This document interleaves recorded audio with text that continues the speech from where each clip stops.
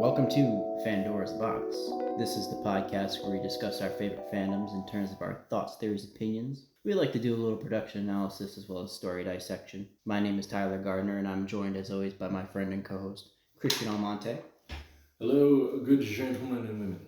And today, Christian will be again bringing us on another journey, but today we'll be discussing something that he is very knowledgeable about and something I am not knowledgeable about in the slightest, which is the Star Trek universe. Yes, sir. So, Tyler and I have pretty similar fandom knowledge about almost, anything that's sci-fi, a little bit of fantasy, just because we really love the genre. As you can say, we have our own podcast. But it's interesting that Tyler, in his 26 years, has never delved deep into Star Trek, so I'm excited to be demonstrating it to him for the first time. I, on the other hand, was brought up, my dad was a huge Star Trek fan, and he kind of raised me with Star Trek. And later in life, well, my early college life, I'd say, I got really into Star Trek. I had, back when FYE wasn't horrible, I bought, they had the DVD box sets of Star Trek, and, whenever I would, get a paycheck, I would grab one or two of those and just pop it in. Nowadays, it's a lot easier because they're all on, Netflix and you were saying what have you. You were saying before we started recording was that Star Trek started as a show? Star Trek did start as a show. That's kind of crazy. So I thought it started as like a book or a comic book or something, but that started straight off, right off the bat. The entire idea and everything was formulated as a show. That's a television show, yes, sir. That's crazy. What other what other forms of media do they have? They have the TV show. They have movies. Movies, yeah. Do they have books? They have books, yes. They have books. They have, just like most of the mainstream kind of sci-fi, they have books and comics. They have comics, okay. Video games? They didn't start with comics, though. They do have video games. Not a whole lot of video games, honestly. And this might take a little flack from the fandom, but not a whole lot of good video games. And I guess before we really start to jump in, as concisely as possible, and you might already know the question I'm about to pose to you, what differentiates Star Trek from Star Wars? They're both science fiction, both have very expansive universes, both have fandoms that are very much, it's either one or the other, it seems to me. Like what identifies as Star Trek versus what identifies as Star Wars, if you can answer that. I know the skid markest amount of information about Star Trek. Yeah, so the most obvious difference, and this is said by the Star Wars, you've seen this documentary, obviously, the really good one, Empire of Dreams. Oh, absolutely. Yeah. Beautiful documentary. If you haven't seen that documentary, by the way, anyone listening to this, best 2 hours and 40 minutes. Stop this and watch. Stop listening to us. And watch Empire of Dreams. It's an amazing documentary. One of my favorite of all time. But one of the producers even mentions that Star Wars is more sci-fantasy than Star Wars. Okay. Star sci-fi. And then Star Trek. Because Star Wars is, they have the Force. So it was coming from that idea where George Lucas had predominantly gone into mythology, with Joseph Campbell and all that stuff to try and, come up with more of a mythological approach. Versus Star Trek is very, sci-fi in the most sci-fi sense, where it's science, but it's fiction. It's like, what if science worked in this way to make these crazy things happen? So, is Star Trek based on real world? Because, there's Earth's there, right? Yeah, I mean, it takes a lot of, elements from Earth, Kind of how, I would say Marvel and all of that, all the superhero stuff has Earth as a place. So this could be potentially more, real world connecting versus Star Wars is, well, it's a galaxy far away, yeah. A long time ago. Yeah. But this is could this be looked at as where would human civilization be in however many years? Yeah, I'll be even going into that, specifically Earth's history, because as you see, right now I have a picture of the original TOS episode, Assignment Earth, so it's got that nice little visual of the What is TOS? Let's dive into that, my friend. So, okay, all right. There's just so much, it's hard to know where to start, because I was going to start with Earth, but there are a few fundamental things. Okay, so Star Wars is more fantasy-based, which makes sense. Star Trek is very much... It sticks mostly to the sci-fi nature. Okay. Yeah, there's not really a whole lot of, channeling energies or harnessing energies. People don't really have superpowers. I mean, you do have entities like Q that are basically God, but they're not, they control things in a very, rooted way. So the Q entity is one of the most powerful adversaries / allies he's kind of just a wild card, where he's basically an entity in space that is so powerful that he can literally go back in time. He can And he can do this of his own, like, volition, his own power. He literally snaps his finger and that shit He doesn't happens. have like, oh, I have all these machines. Like, I have a time machine. I have this. I have No. This is all from him. This is just from him. Okay. And he will literally like change the gravitational formula of something to move a planet somewhere. Like this dude is. Oh, he can just fuck with the laws of science and physics. Like he that. is essentially God for all intents and purposes. Part of like the Q continuum with Charlie's like crazy. So there are advanced species and things. Yeah. There are some that have like the force-like powers. The more fantasy ended. But it's still kind of rooted in like the more science fiction aspect. So I guess you caught me with a tricky question. Yeah, so I just wanted to see because you knew both, but I know nothing of it other. So I'm like, what differentiates it? Because I know they have Earth, which kind of changes how somebody looks and feels about a certain thing if you start involving real world. Because there's absolutely nothing that connects Star Wars and real world, short of the fact that you see humans and things of that nature. Yeah. But with this, you have it starts on Earth. The humans Earth. are a race. The United Federation of Planets started with the Earth. So, I mean, and it's mostly humans that you are around in the series. So, it's definitely more of a kind of a what if scenario on history. What if we took it? It's like Fallout in that way. Like, what if the events of history were slightly different and they precluded to this? Okay. So this is just no like, lightsabers. Well, yeah. This is much more based in, we could kind of, like, there are reasons behind everything, if that makes sense. Yeah. Like, they're not just scientific, but they're very much like you could point at something and kind of follow to the end. Versus Star Wars, like things are a little more open in terms of the fantasy and the universe and things of that nature. But they are similar in the sense that there are like spacefaring vessels. You're bumping into a bunch of crazy aliens that you might not have met, and there's space wars and things like that. Cool. So, I mean, that's why they're kind of often paired together. Another one of the major things from a production standpoint, why they're important is because Star Trek and Star Wars were competing for ratings for the longest time. Yeah. So, whenever Star Wars did something, Star Trek had to do something. Whenever Star Trek did something, Star Wars had to do something, kind of similar like that. But, I mean... Star Wars never had the shows like Star Trek did. No, not until much later. Yeah. Like much later. much later, yeah. But, anyway, not to derail too far. Yeah, so, start us off. What is Star Trek? Well, let me start with my opening question for you, which kind of is already going back a little bit. But when you think of Star Trek, what do you think about? Well, I immediately picture the colored uniforms of the people that work for what?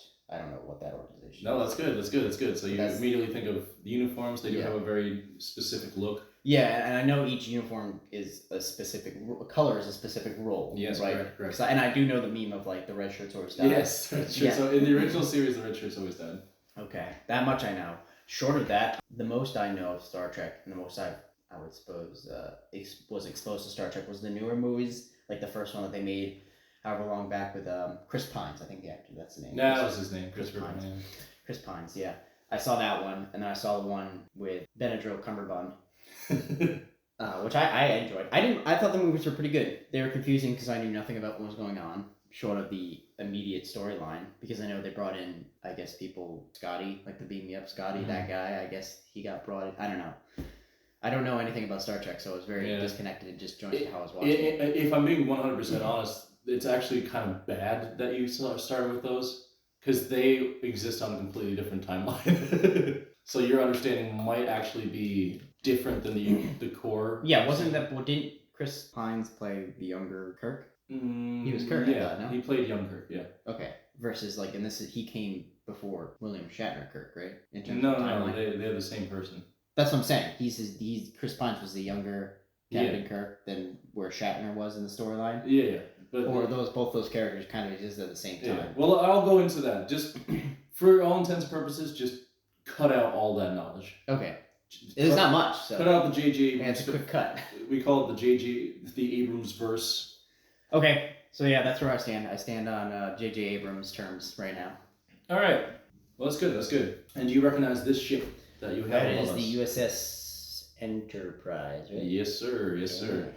That's the name's gonna pop up a lot. I feel like isn't that quite a lot where most of the story kind of revolves around the adventures. The crew of the Enterprise. It's almost regardless of who is manning it, it's always the Enterprise. Yeah, because the Enterprise is the name of the ship, and as they age, they put it out of retirement, they make another one in its name.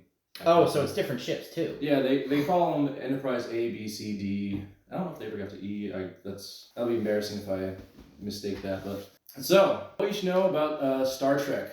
I'm going to go into the kind of a production mode so you kind of understand how it came to be. Yeah, how it came to be and how the lore behind it kind of developed as the series went on. Cool, I'm about it. Yeah, so the original series is TOS. You were asking that earlier. TOS stands for the original series. Okay.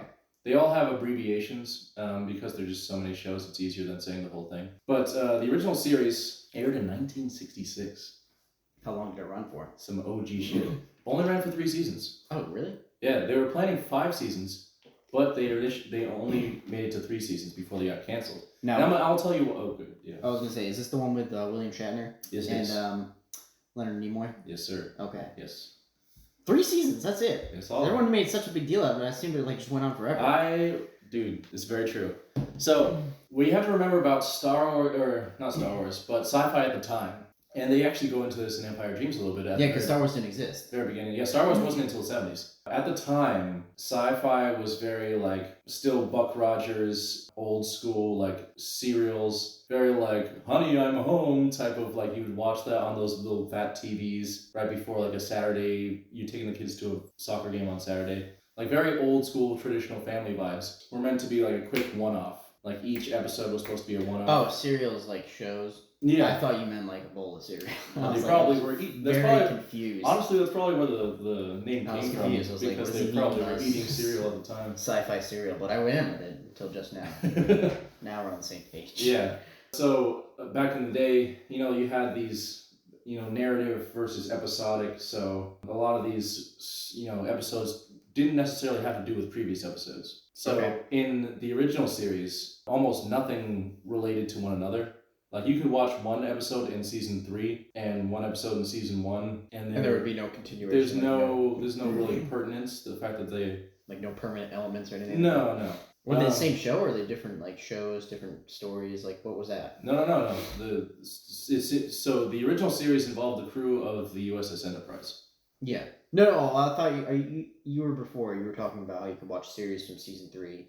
It wouldn't have anything to do with series 1. Were you talking about Star Trek in specifically? I'm talking about season 1 of the next gen. Oh, okay. I thought you were still talking about the sci-fi serials. No. I'm only speaking for the next few moments. I'm only going to be speaking about the original series. Okay. Nothing else, because it was the catalyst.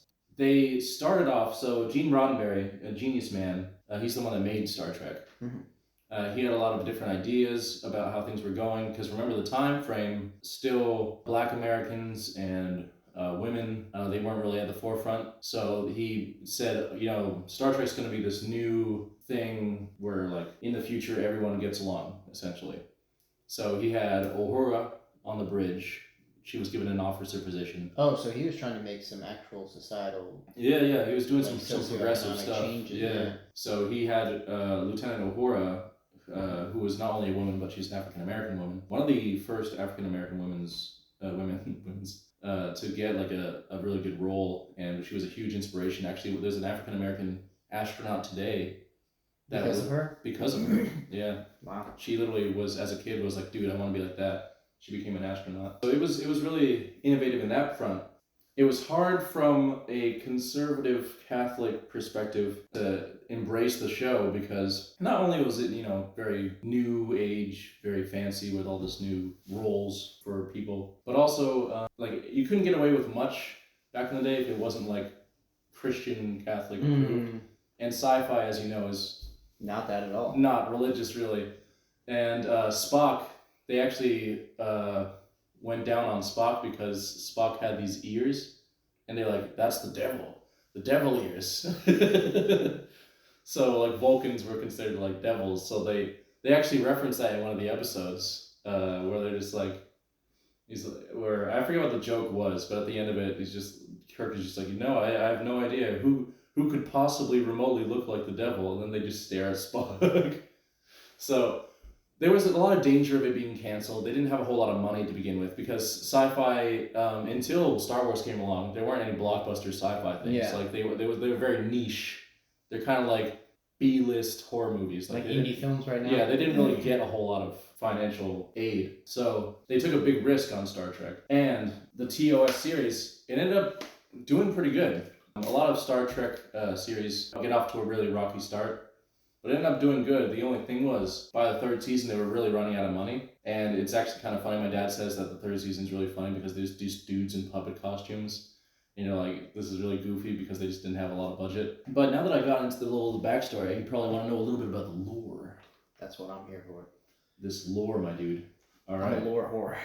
Let's see. Would you be able to go to the picture? The timeline? You do the timeline one, that's true.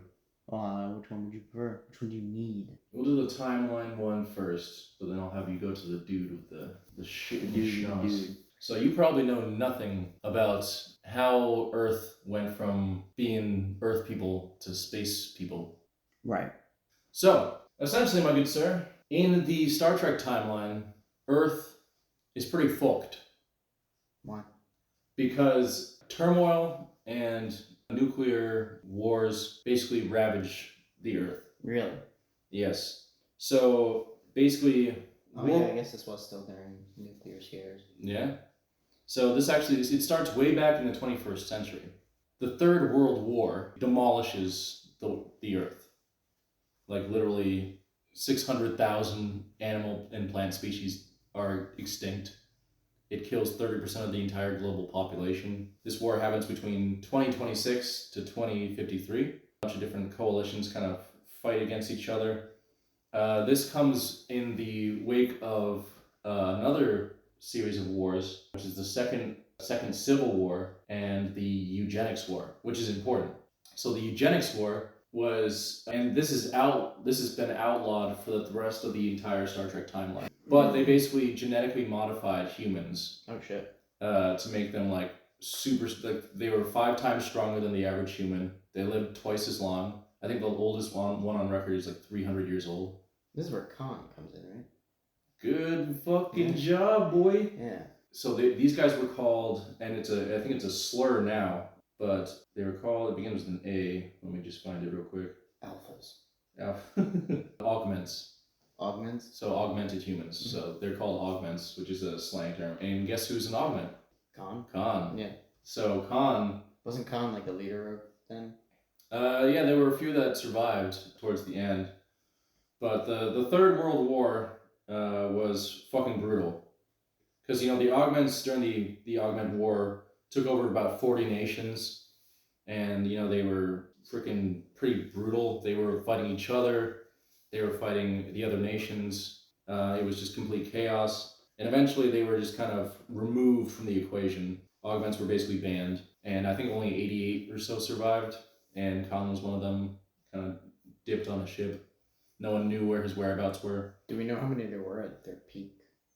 At their peak? I don't think... Because what happened? Like, a couple of them got augmented scientifically, and then when 2 augments breed, would they create an augmented child? That's a good question, friend. So so the term augment, I'm reading off of Memory Alpha, by the way, this isn't me. The term augment was used to describe a group of genetically engineered humans created by the advances in DNA resequencing in the late 20th century. So this is actually going back before our modern time right now. You know, a lot of them had superhuman speed, superhuman strength.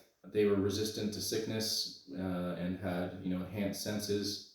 Their heart muscles were twice as strong and their lung efficiency was 50% better. Their blood contained platelets capable of regeneration from disease and toxin. They were some G's. But so despite their superior abilities, there were major defects in their genome. As the augments, they were belligerent, arrogant, and ambitious with a diminished sense of morality. So as you can see, that's probably not the best thing that you want for a trained soldier. No.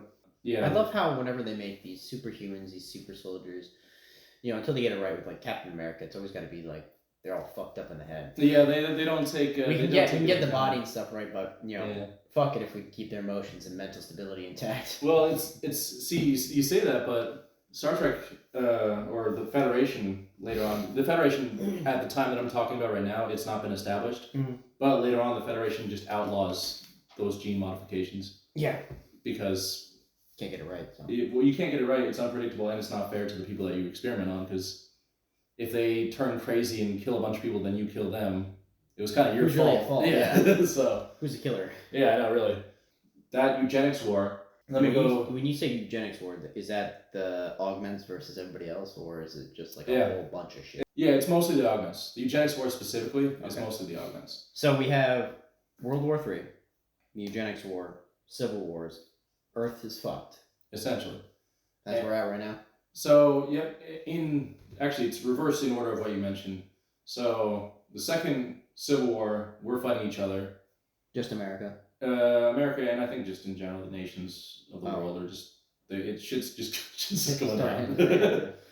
And then the eugenics war, where we're pissed at each other, so we make augments. The augments get pissed at us. the augments start getting pissed at each other. So it's an absolute mess.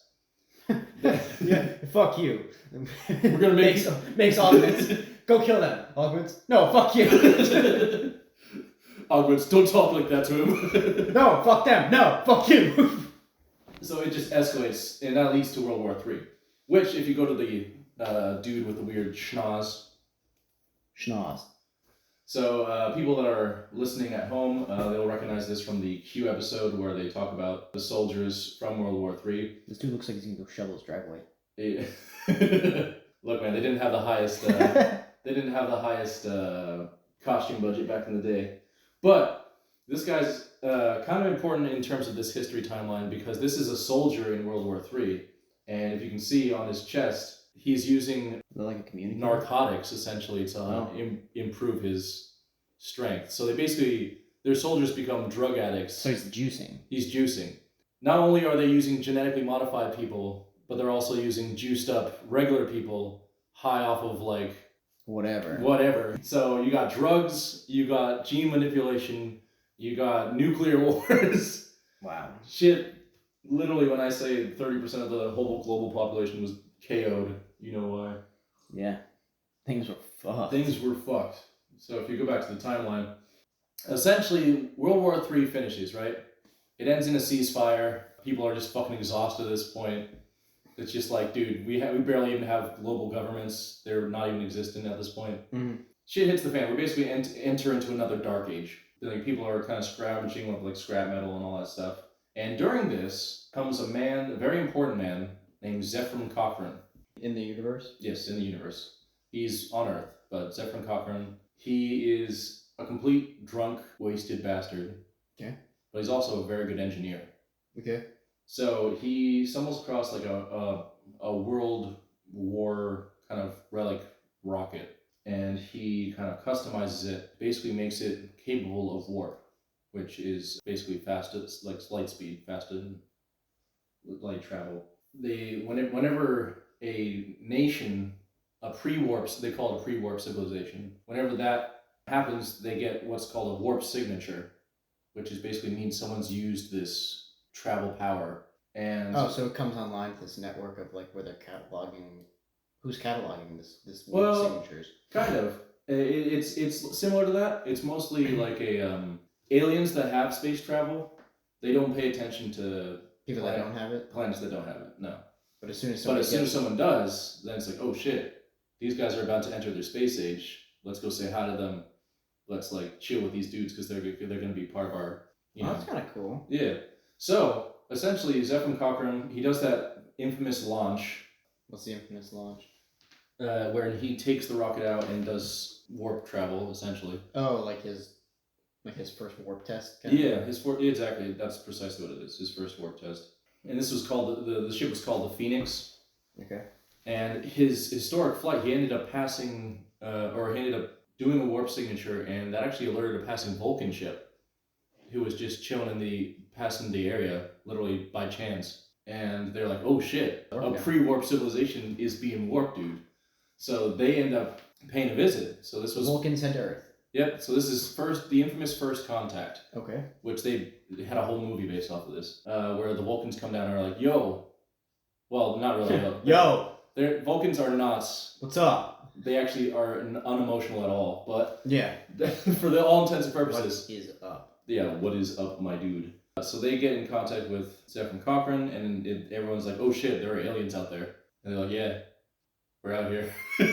Well, now we're here, but Now we're here. Yeah. So this event known as First Contact occurs in April 5th of 2063, and it's not only led the Vulcans to assist humanity to help eradicate, poverty and disease. Really? Well, it's Good on Vulcans. Well, I say that, but they don't mention too much about what happens on the interim, right? But it's 2063. It actually takes until like the 2110s for them to kind of fully do that. So it takes like 50, 60 years. Oh, for them to kind of get integrated with humans. Yeah, so people always mention that it's like as soon as Zephyr and Cochrane got in contact with them, everything was Gucci. Next day was... Like, no, they had to literally recover after a whole ass world war. Yeah.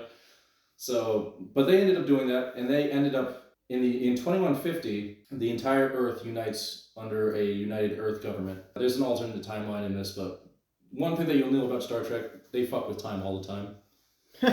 Literally. So we're just going to go with the core fundamental understanding, which is they made this in 2150. So the 22nd century, which is the 21s, they enter the galactic stage. Humanity does, that is. Okay. So right now, in front of Tyler, I have the series timeline. And so, Tyler, right now, we're about where we were zoomed in previously, where warp drive was first invented. Yep, 2063. First contact. And between then and about the orange bar is where the Vulcans kind of helped us get our shit together. Now, there's a difficulty here. Right before this series, Star Trek Enterprise, right before that takes place, the Vulcans are kind of having a little bit of they're not beefing.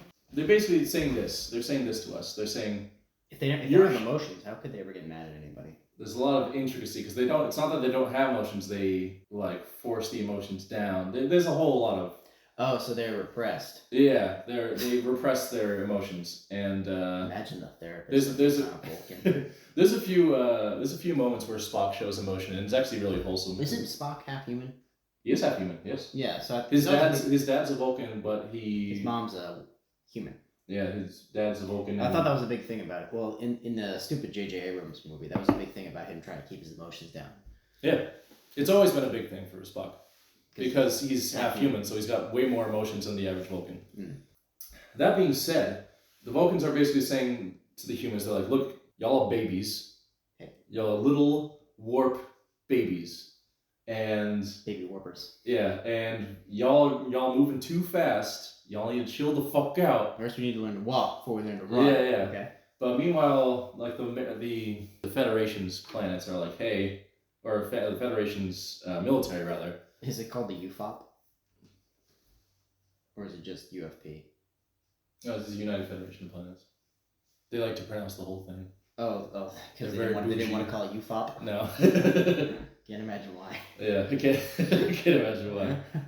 So basically, the Earth's initial warp development was staggered because the Vulcans are like, they're very logic-based, they're very cautionate. Oh, so they held us back, is what you're saying? Yeah, in a way, but not like out of malice. They just like...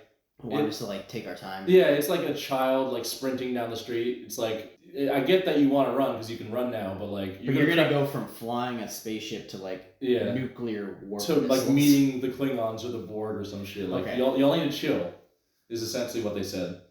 So they kind of staggered it due to the caution of the Vulcan quote unquote mentors. So the Warp 5 program was a little bit of a thing where basically, because warp is measured warp 1, 2, 3, 4, 5, 6, 7, 8, 9, 9.1, 2, 3, 4, 5, 6, 7. Warp 10, it has been achieved in the series, but Warp 10 is like literally you're going so fast that you're cutting through space and time. Warp levels are just different warp speeds?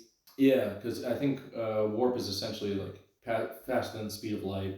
They monitor that by... And then degree of how much faster. Yeah. And then like you're going to where it starts to affect... Yeah, I don't know too much about the engineering prospects of it. I'm not going to lie, it never really appealed to me.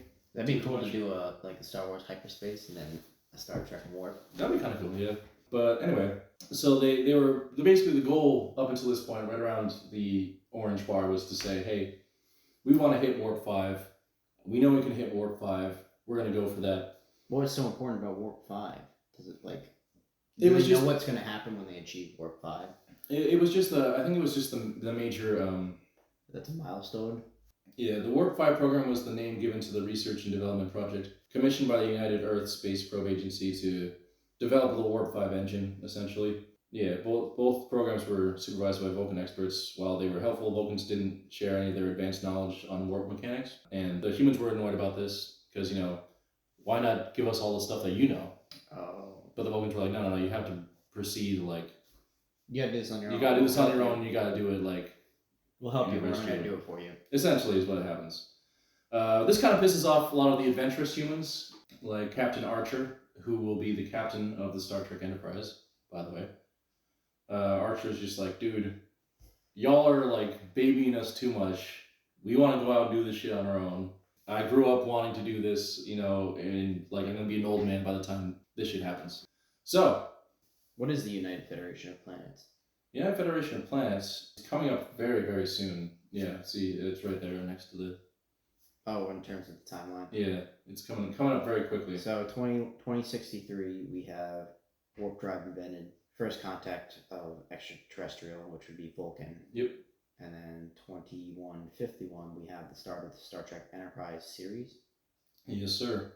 And then 2161, looks like, we have the formation of the United Federations of Planets.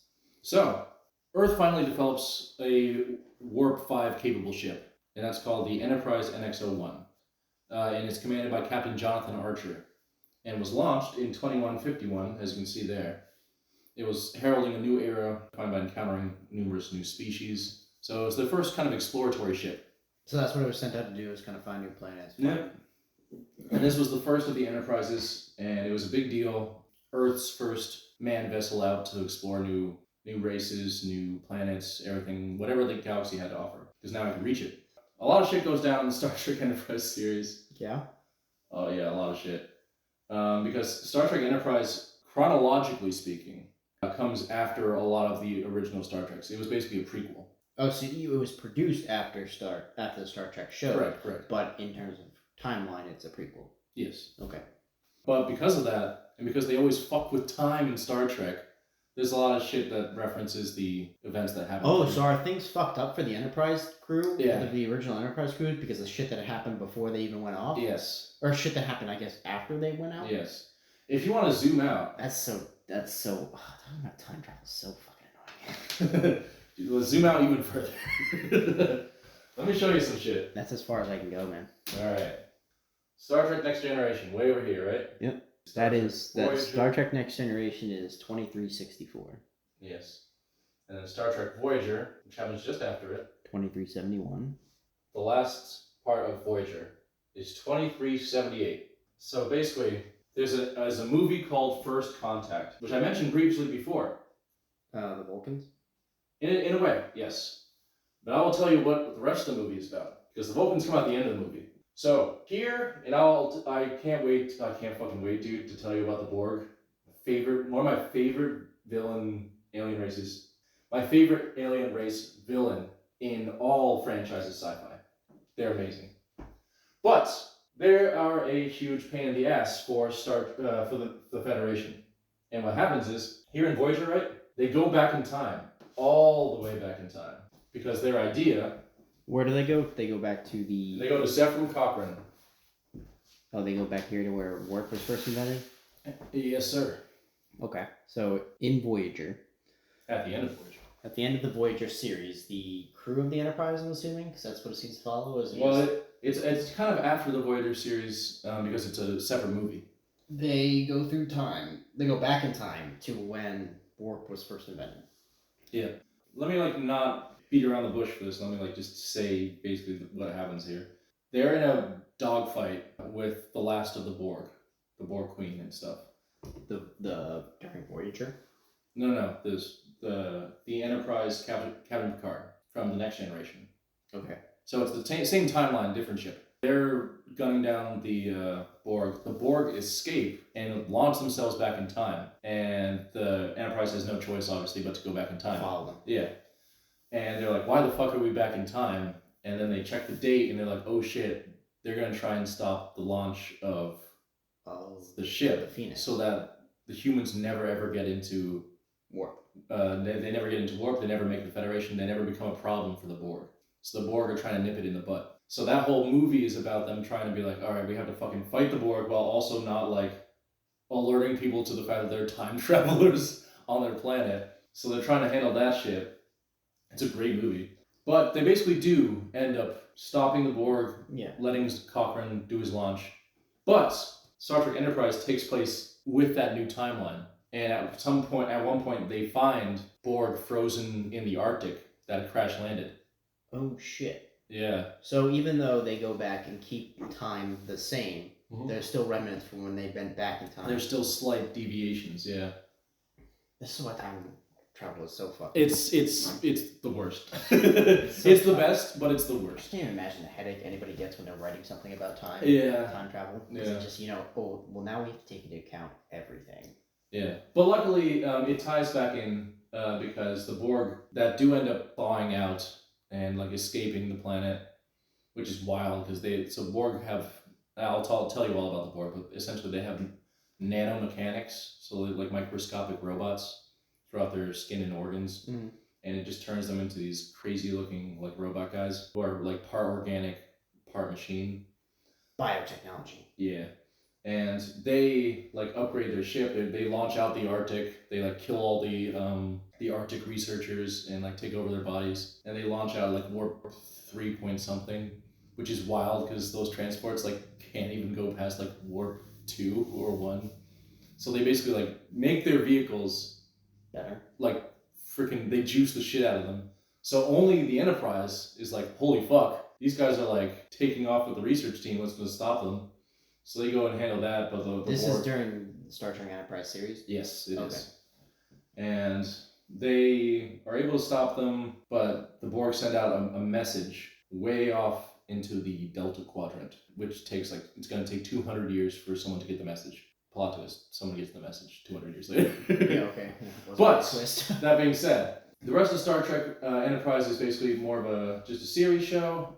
There's a lot of space problems because it happens, or time problems because it happens later on in the series. All right, so now that we are at the formation of the United Federation of Planets coming right around the corner, and we've gone into the history of Earth, the history of Earth's first interactions with the aliens, and the first canonical series, Star Trek Enterprise, I would like to wish you guys well until next time, where we continue to get into the meat and potatoes of the Star Trek universe. I'm excited. And as always, thank you for joining in on Pandora's Box. Peace.